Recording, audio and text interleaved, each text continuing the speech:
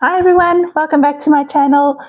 Thank you so much for being here. Thank you to everybody who's returning day after day to hear me ramble on. And welcome if you are new. If you are new here, I am taking all of the new release by Art Marlene for August 2025. And every day I'm playing with one little something to show you how I use them. Today I'm using two things though, not just one, so a little bit of a double whammy. I decided that I wanted to use the Scene Builder stamp set, and I'm also going to use one of the funny birds from the Luxury Paper Elements. If you are new here, I do enjoy interactive elements in my journals, and I love lace cutting in my journals. So that is what I'm going to do today. I'm priming my stamp first. So this is my first stamp, or the first time that I'm using the stamp. So I've got a piece of scrap paper there. And I quickly just stamped off one of this little windows, and then also on my page that I'll be working on. The one that I've stamped out with to just prime it, I'm going to stick onto the little window that I've got on my page, because I first want to add a little bit of color to my page. So I just grabbed a little piece of masking tape.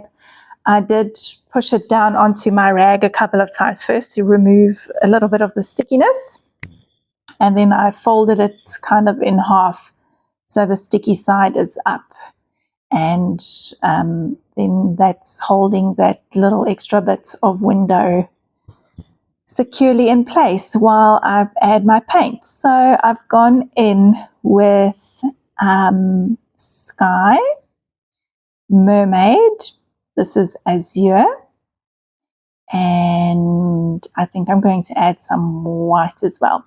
Every now and then I am dipping my paintbrush into water just to help that paint spread a little bit more. Yeah, now I'm going in with lace, which is white.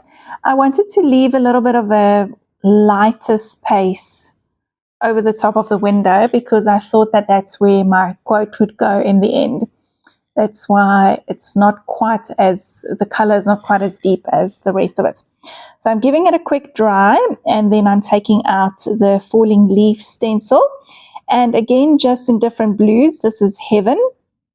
I'm rubbing paint down with my finger, putting the stencil over the top, and then I rub the excess paint away through that stencil. It's called reductive stenciling or ghosting, and it just leaves the pattern, the negative space of the stencil behind.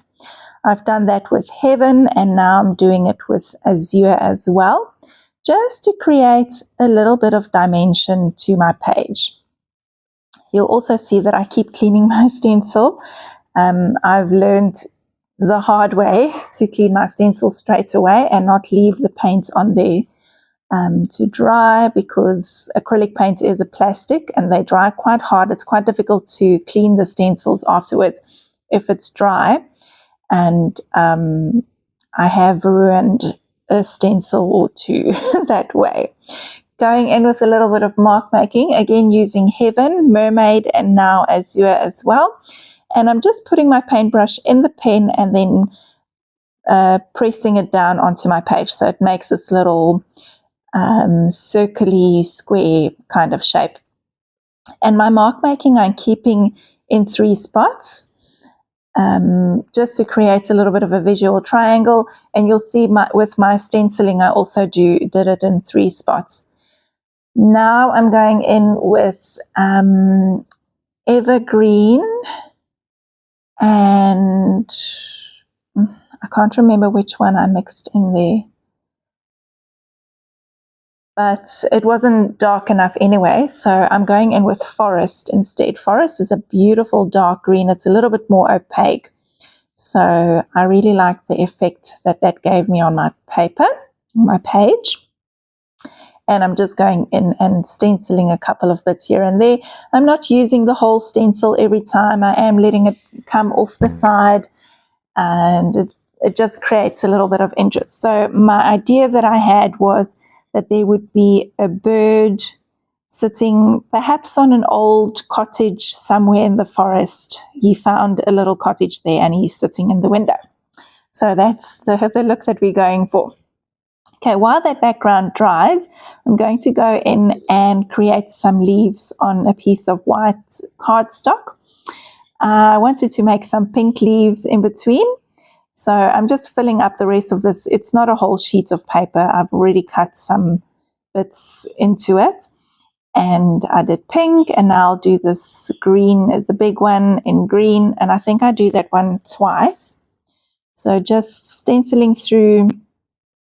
And then later on, I will extend the leaves and make it look like a whole leaf instead of a stenciled, I don't want to say broken leaf, but just the leaves aren't connected to the stems. So I will go in and connect those leaves to the stems. I started cleaning my stencil and then I realized, no, I can add another little leaf in there. So that's what I did there, and now I'm cleaning it.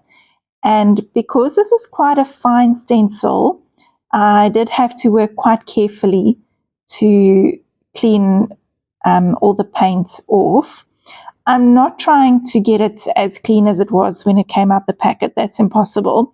But I do try to rub away most of the excess paint, because obviously if that paint dries on the stencil, it can compromise the shape of the stencil, and the next time that you stencil, or at least over time, it's going to change the shape of the stencil, or paint will be able to seep in underneath, and it can get quite messy that way.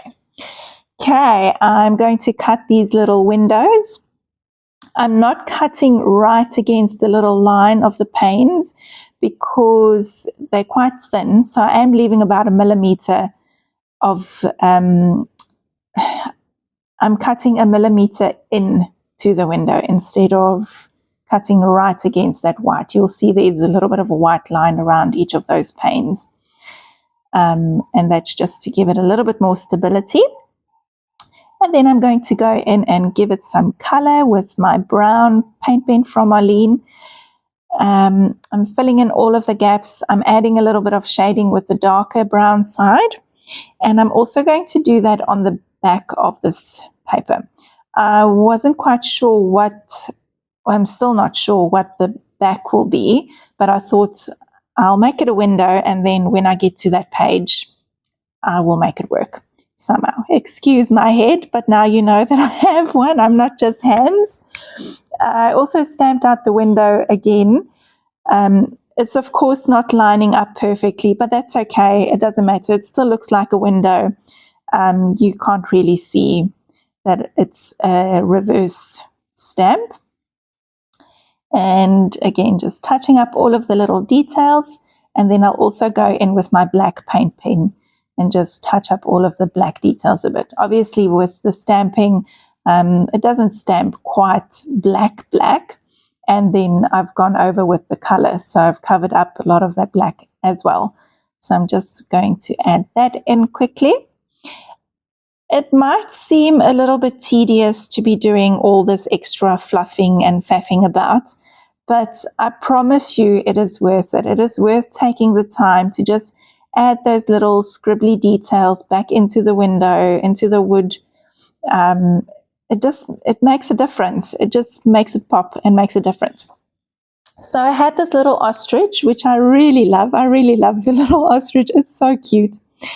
But I felt if I put it behind the window, which was my initial idea, she was getting lost a bit. So I chose to rather go with the parrot. And all windows have glass, even the broken down one in the forest has glass. So I'm just taking a little bit of a transparency sheet and I'm going to stick that with double-sided tape on the back side.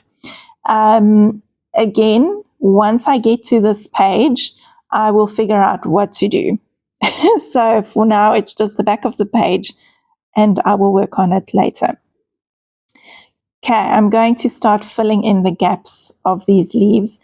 I did 1 or 2 and then I fussy cut them on screen, and then I actually paused my video and I did a couple more until I was happy with what I had there. I didn't want you to go and watch me do that because it took quite some time to decide what I wanted to do. Just so you know, it is not always as easy as it looks on screen for us creators, especially if you're looking at us doing our YouTube videos. It is sped up. You don't see a lot of the process of the thinking and the decision making and the faffing about. Sometimes I leave it in, but like this, it's quite repetitive. You can just imagine me stenciling out more leaves and coloring them in and fussy cutting them. Eventually, we get there in the end, and I'm quite happy with the way it turned out.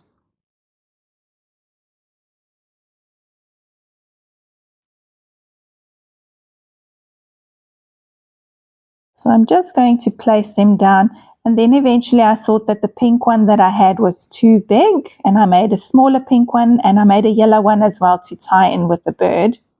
I also decided that the bird that I had was too small and it was getting lost with all the leaves. So I took out the bigger one of the little birds. In Marlene's packet, she gives a big bird and a small bird, and they're actually the reverse of each, so they mirror each other. And I wasn't sure if this composition was working. I thought it might look better if I put the bird on the other side, but then it also didn't look quite right. So I decided to do it the way that I thought from the beginning, but now I will just tuck that bird in underneath the leaves. So it just made a little bit more sense for me in my brain that way. I'm also moving it quite far off to the side because I know when I turn my paper around, I don't want it to be sticking out into that window from the other side too much, although I know I'll be covering it up, but I still wanted to be mindful of that.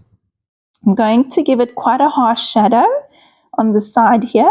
I started off with my Stabilo All pencil, and then I decided to go in with my paint pen. So I've just scribbled a little bit of paint pen onto my mat, and then I'm using my paintbrush to just blend it out and create a little shadow there. And then some highlights to just help those leaves pop off. I'm also adding some highlights to the bird itself. And then I decided that that white space that I wanted to leave at the top obviously got covered up because that's how I roll. So just going in and adding some white mark making to the top there, just to create a little bit of an area of calm where my quote will be going. And then I'm going around the leaves, not all of them, not each and every leaf will get an outline, but I am just using my Stabilo All pencil just to give it a softer outline. You could use a paint pen if you wanted to do this, no problem, but I just wanted to have a softer look. So that's what I did. Going into my quotes, these are also luxury paper element quotes, so they're on a thicker card and they're shiny, or yeah, glossy, it's not shiny, glossy. And the quote that I got, I can't remember what it says, but it's one of the white ones there on the side. I'm going to try and read it for you as soon as I know what it is. Don't worry about getting older. You'll still do dumb stuff, only slower. And I loved it.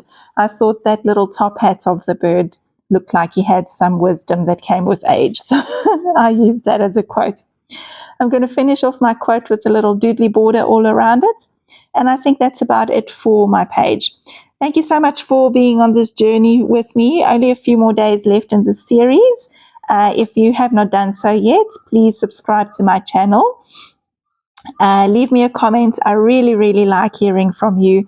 And remember to like my video. And I will chat to you again tomorrow with another video.